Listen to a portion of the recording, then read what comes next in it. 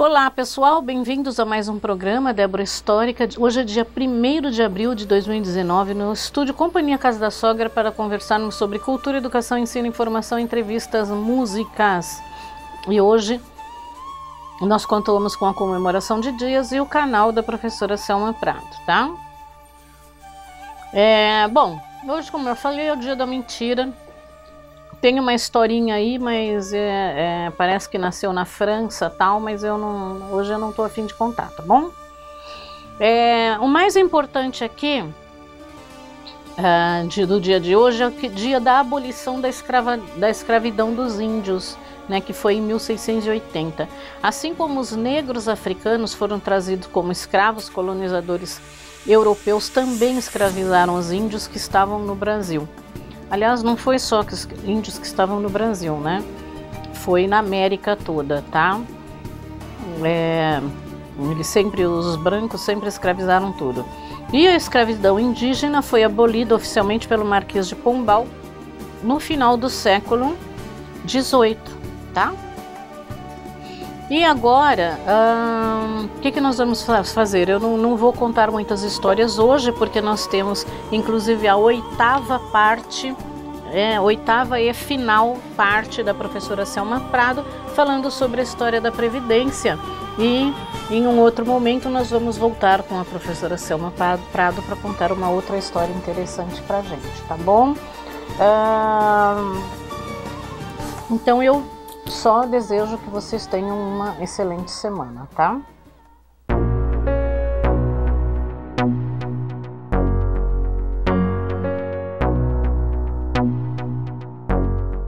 Agora eu vou voltar finalizando, né? Você já deve estar atordoado com toda essa história da Previdência Social, mas agora eu vou finalizar para você. Bom, gente, desde 1888 você está percebendo uma coisa: a Previdência muda para o trabalhador urbano, ele vai ter fator previdenciário a partir do governo Fernando Henrique, mas anteriormente ele galgou uma série de benefícios, tá tudo lindo, divino, maravilhoso, mas e aquele funcionário público lá de 1888, hein? Aquele pessoal ferroviário, pessoal que trabalhava no correio, enfim, todo mundo que atendia aos interesses o quê? Do Império, né? Que foram os primeiros beneficiados. Como que está a situação deles agora? A mesma? Ou seja, enquanto uma série de alterações na Previdência Social atingiram o empregado do setor privado, o setor público, todo mundo deu uma do quê? De João sem braço. Ninguém sabe, ninguém viu.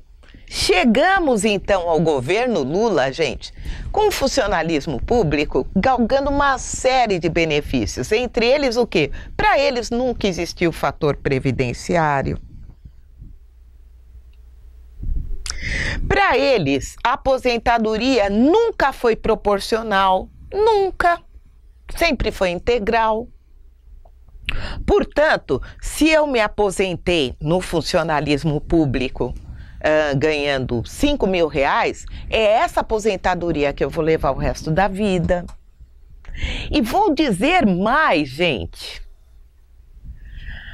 O trabalhador do setor privado, mesmo depois de aposentado, e especialmente se ele voltar para o mercado de trabalho, ele vai continuar contribuindo com a Previdência Social, tá?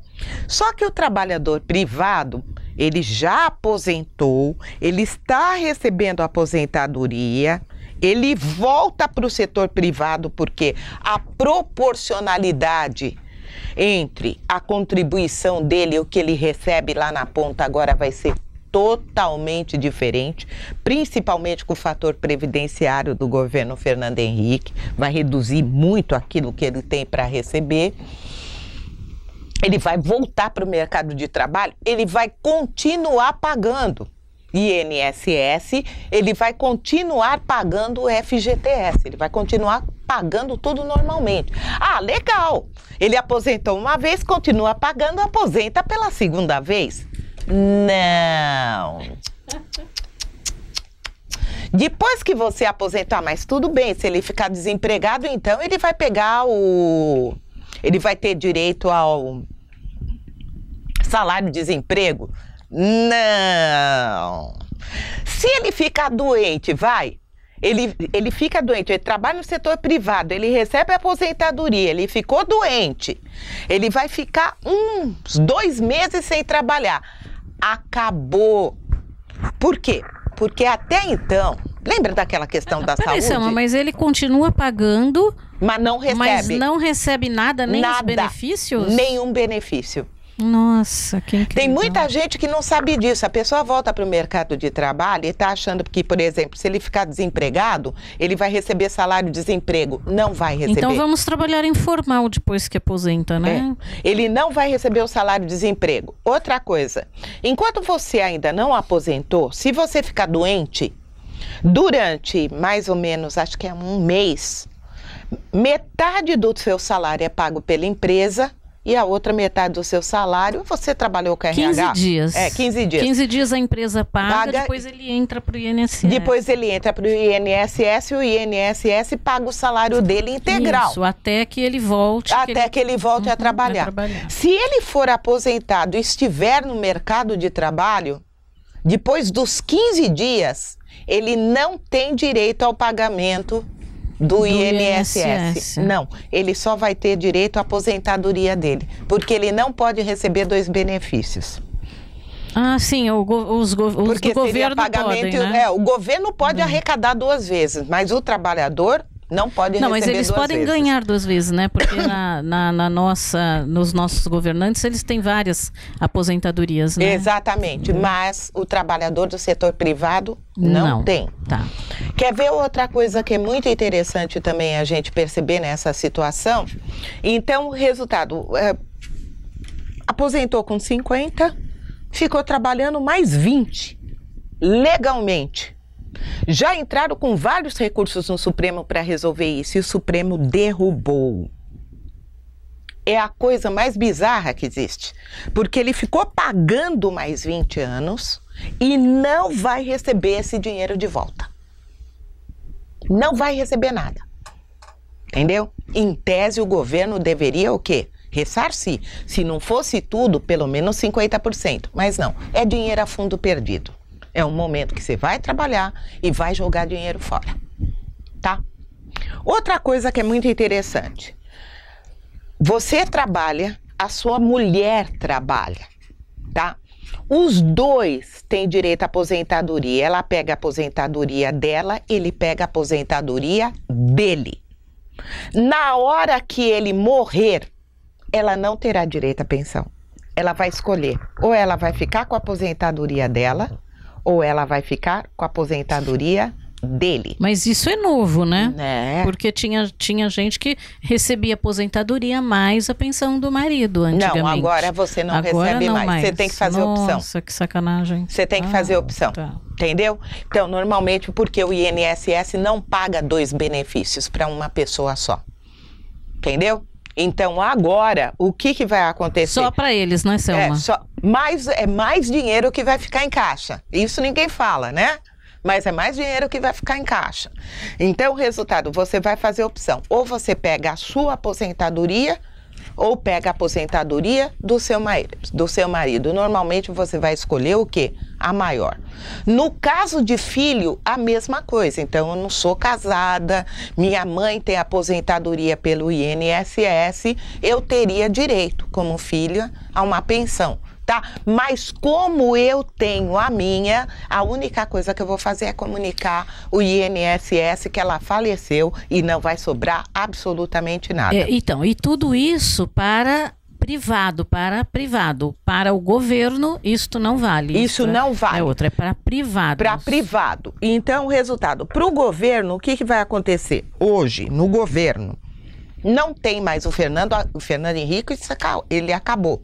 Ele acabou com as solteiras de luxo dos militares, por exemplo. Que lembra?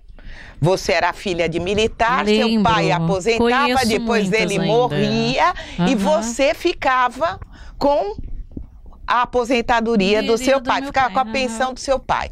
Aí o que acontecia nessa situação? Muitas mulheres casavam só na igreja. Elas casavam no religioso, fazia aquele festão, etc. e tal, porque a igreja, desde o período Getúlio, ela não cruza com o Estado, tá? Então, o que essas mulheres faziam? Elas casavam na igreja, faziam aquele festão, mas para o governo, elas eram solteiras, porque elas não casavam no civil. Então, o que acontecia? Ela estava casada, tinha marido, estava trabalhando, estava fazendo tudo da vida dela normalmente, só que o pai militar morria e ela recebia a pensão integral. Se ela não tivesse uma irmã para dividir ou uma mãe, ela recebia a pensão integral. Fernando Henrique também acabou, ele faz essa limpeza aí. Ele acaba com esse tipo de Mas pensão. ainda tem muitas, viu? Tem muitas mulheres solteiras que recebem. Sim, sabe por quê? É o famoso direito adquirido. Sim. Como ela já tinha o direito adquirido antes da lei ser promulgada, ela vai continuar recebendo. Talvez esse fosse um bom caminho para começar a mexer aí, para resolver as questões da Previdência. Quem mexeu? O Lula. O Lula foi o primeiro a mexer com o quê? Ele foi o primeiro a mexer com a aposentadoria do funcionalismo público. Como ele mexeu em 2003, ele faz uma reforma. Que reforma que ele faz? Ele institui a cobrança de contribuição para pensionista e para os inativos, da mesma maneira que acontece no setor privado, tá legal? E ele cria um teto máximo no funcionalismo para o sujeito receber a aposentadoria dele. Tá? Ele está tentando deixar a coisa um pouquinho mais próxima do setor, o quê? Do setor privado. Mesmo assim, hoje, nós temos uma indústria que é a indústria do concurso público. É o cara que faz a faculdade não porque ele quer ser um profissional qualificado, mas para prestar concurso. E por que ele quer prestar concurso? Para ter esse tipo de benefício lá na ponta. Porque ele sabe que ele entra no funcionalismo público, ele vai ter duas coisas: estabilidade, ele nunca mais vai perder emprego, e segundo, lá na ponta, na hora que ele tiver que se aposentar, ele vai se aposentar melhor do que todo mundo. Então, cria-se uma verdadeira indústria. Hoje você tem jornal de concurso, você tem escolas de concurso, vocês têm inclusive uma coisa que eu achei bizarra: agências de turismo especializadas em levar pessoas para outros estados para fazer concurso. Então, eles fazem os dois, eles acomodam. Então, o cara vai ter um concurso lá em Londrina, ele sai daqui e vai para Londrina, tá? Só terminando, depois quem vai mexer de novo com a Previdência vai ser a Dilma Rousseff. O que ela vai colocar? Ela vai acabar com o fator previdenciário, mas vai entrar 85-95, que está figurando até agora. Você tem que somar a sua idade mais seu tempo de contribuição. Se der 85 para a mulher, você vai receber a sua aposentadoria o quê? Integral. Se der menos, não. E para os homens, essa soma tem que dar o tempo de contribuição mais a idade, tá? E aí vai dar 95. Se você fizer as contas, você vai descobrir que as mulheres vão ter que aposentar aos 65, né? Aos 60, e os homens vão ter que aposentar por volta dos 65, tá? Que é o que tá... 60 e homem 65, que é o que tá mais ou menos, porque você tem que colocar. Você vai trabalhar, mulher, 30 anos, 60 mais 30 vai dar o quê? 90. Ela tem que dar 85 no mínimo, tá? O homem, 65 mais 35 vai dar 100. Mas ele tem que dar 90 o quê? 95. Ele vai estar mexendo aí um pouco com o fator previdenciário. Eu só gostaria de encerrar, né, dizendo para vocês que está passando por mudança. Agora vem o Paulo Guedes aí, Jair Bolsonaro. Temos aí uma mudança na Previdência que está sendo muito discutida e que agora vai para o Congresso, e o governo está tentando aprovar de tudo quanto é maneira. Não é só um saco de maldade, mas existe uma realidade que é uma realidade nacional, que é a elevação da expectativa de vida da população. A pirâmide populacional ela está afinando, portanto o número de crianças que estão nascendo também é muito menor do que era no passado, Nosso exército de reserva de mão de obra está diminuindo e quem paga a previdência lá na ponta é quem está trabalhando hoje, paga para quem parou de trabalhar e essa conta vai começar a não fechar. Agora, de tudo que eu falei, eu acho que a coisa que o governo ainda precisa colocar nessas reformas é valorizar a educação, tá?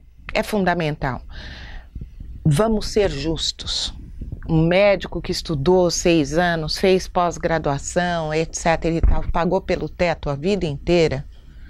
Eu não sei, eu não consigo enxergar como justo que esse médico vá ter a mesma aposentadoria de um trabalhador menos qualificado, tá bom? Mas que trabalhou também 35 anos, contribuiu pelo teto e lá na ponta fique todo mundo com a mesma o quê? Ela não está querendo discriminar não as pessoas. Discriminar. A questão é de que realmente tem que ser justo. Se ele paga mais, ele recebe mais, né? Se ele paga menos, ele recebe menos. Não só isso, eu acho que, por exemplo, a valorização da educação, ela tem que ser total. Do começo até o fim da vida de um cidadão, entendeu? E a valorização da educação, ela tem que ter um efeito positivo no final da vida da pessoa. É isso que eu estou dizendo. Eu estou dizendo que se existe um setor que tem que valorizar a educação, é o Estado. E uma das maneiras do Estado valorizar a educação seria valorizando pelo trabalho exercido, pela formação do cidadão. Talvez isso fosse alguma coisa para pensar. Entrou mais velho, paga mais, entrou no mercado de trabalho mais velho, vai pagar mais, entrou com 25 anos, vai pagar mais, entrou com 30, vai pagar mais ainda. No mercado de trabalho, tem graduação, pós-graduação, vai contribuir com mais, mas lá na ponta também vai receber um pouquinho a mais, tá legal? Era isso que eu tinha para falar para vocês. Muito obrigado por terem me assistido, muito obrigado, Débora, por ter me recebido. Obrigada a você por ter feito esse trabalho, que é um trabalho de pesquisa, apesar que a Selma já tem experiência nisso. E Selma, nós esperamos você para um próximo assunto que você escolhe e depois me fala, né? Tá bom? Tá bom. Ou eu quero... falo, sim, eu quero isso, aquilo, aquele outro. Eu também tá bom? quero Muito agradecer obrigada. Aqui o estúdio, Casa da Sogra, que está me recebendo. Tá legal? E está fazendo todo esse trabalho aí para que o meu programa, né, as pessoas consigam ouvir, né, Débora? Já me perguntaram, né? Cadê a professora Selma, né? Tô sentindo falta dela quando nós deixamos de fazer o... voltou e volta de novo, né, Selma? Tá bom. Então tá Tchau, bom. Mais gente, uma muito vez, obrigado. muito até obrigada. A próxima. Qualquer dúvida é só mandar um e-mail, entrar em contato com a Débora e depois eu esclareço. Eu quero deixar bem claro que eu não sou técnica em previdência social. Eu fiz só um aspecto o quê? Histórico, porque o programa chama-se Débora Histórica. Qualquer coisa mandem, falem no Face ou no YouTube ou deborahistórica@gmail.com, tá bom? Então, muito obrigada. Tchau. O programa Débora Histórica tem o apoio cultural de Estúdio Companhia Casa da Sogra, www.ciacasadasogra.com.br. Café Bistrô Tereza Russo, Rua Ibiapaba 144, Vila Sônia.